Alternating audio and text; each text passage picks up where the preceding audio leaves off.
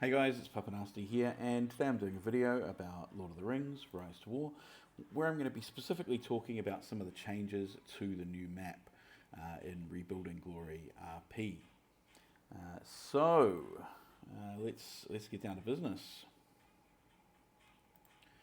So this is the new map.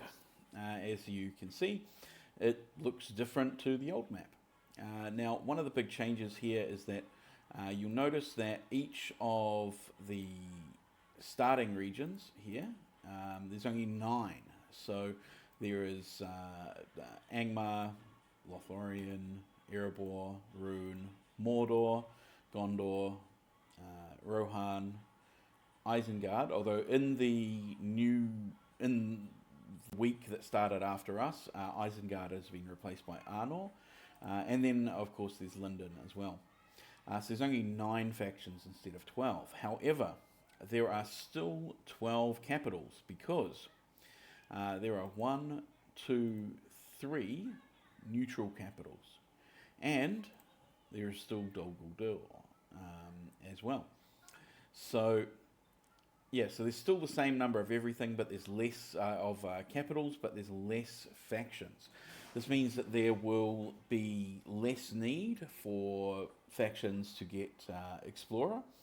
Yeah, but it also makes things interesting because each of these 3 neutral sort of regions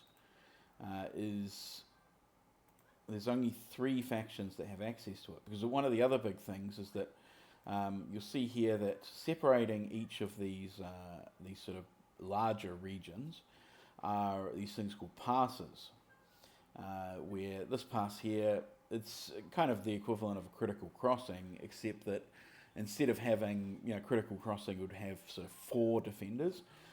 This one here has 30 level 35 defenders. So that's how strong these passes are that connect to a middle region.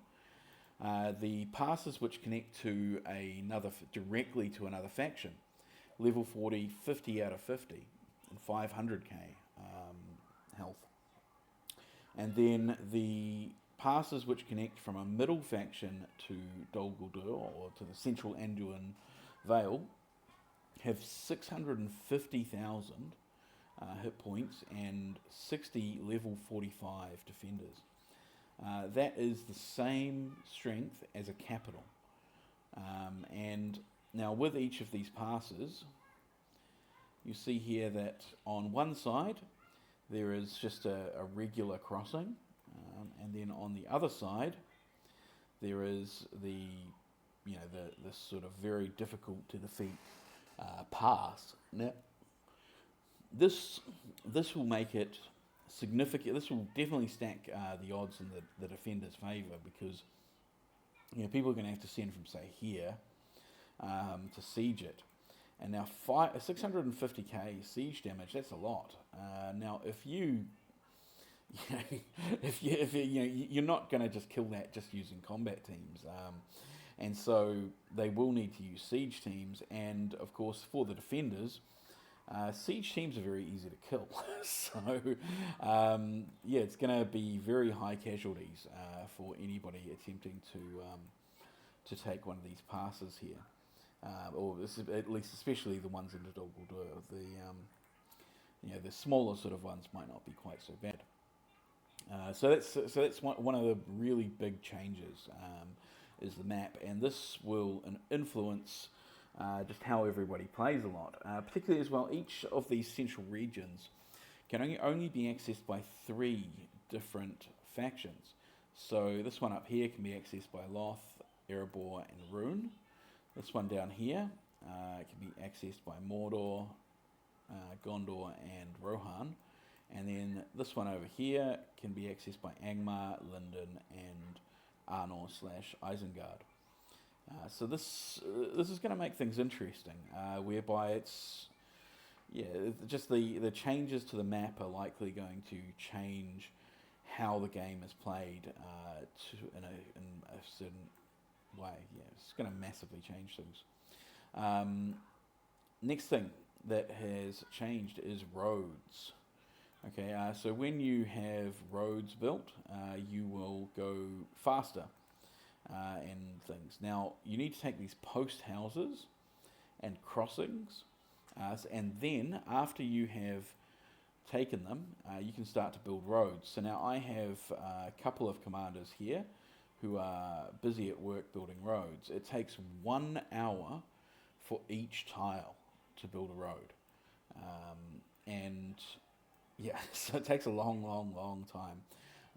And so these guys here, they're busy building roads at the moment. Now I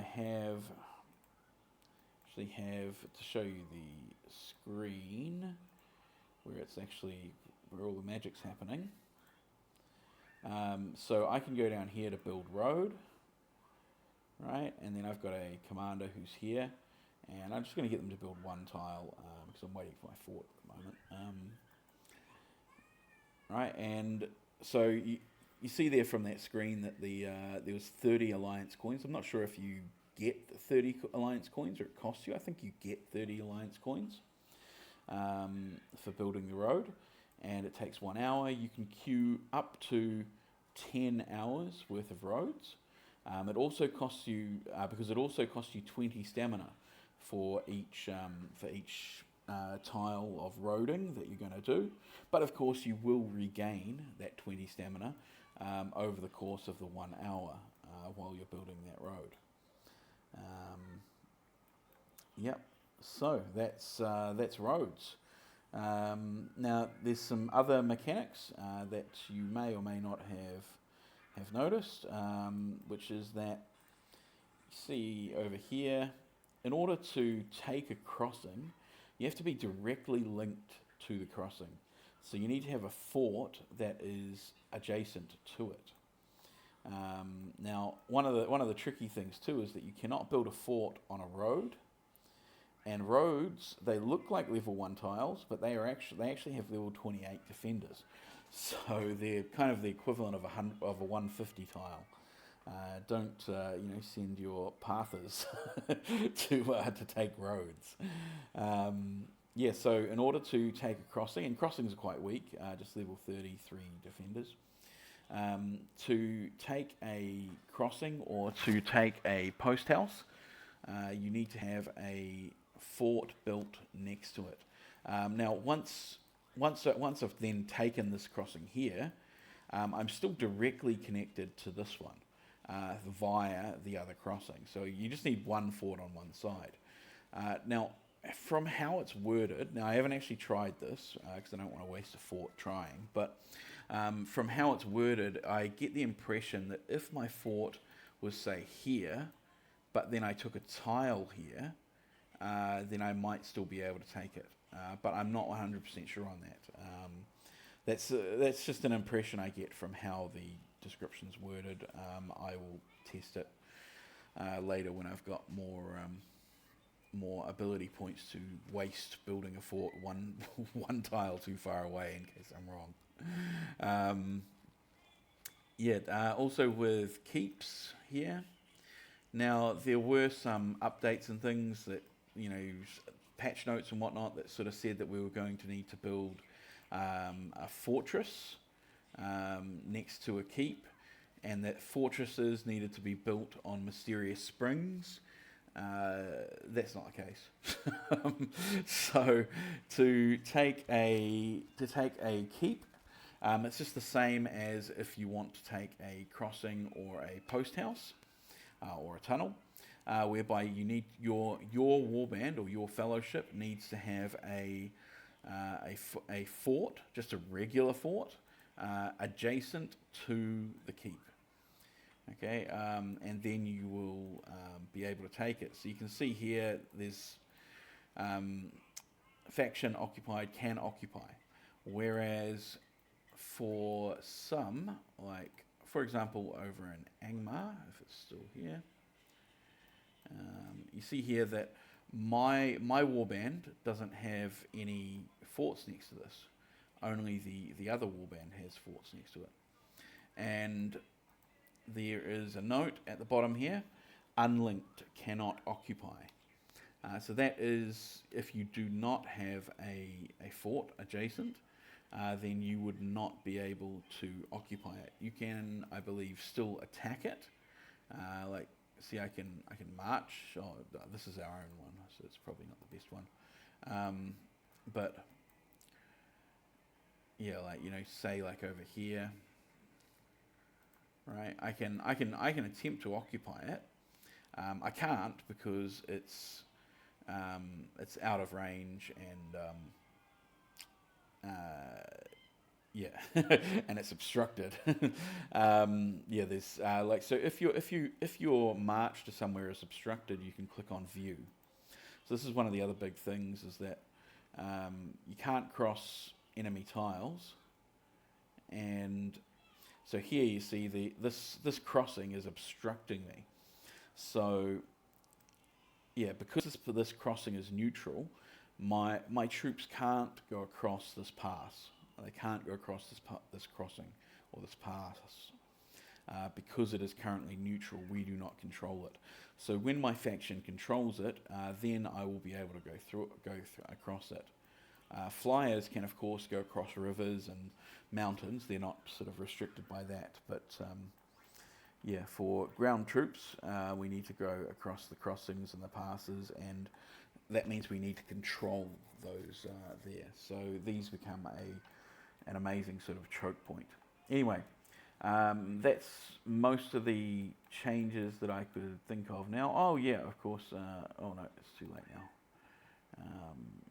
Here we go. Let's waste 10 stamina with this guy. So see, like, if I go here, if I go march, now march it just moves you to that tile, or you can go for, press occupy.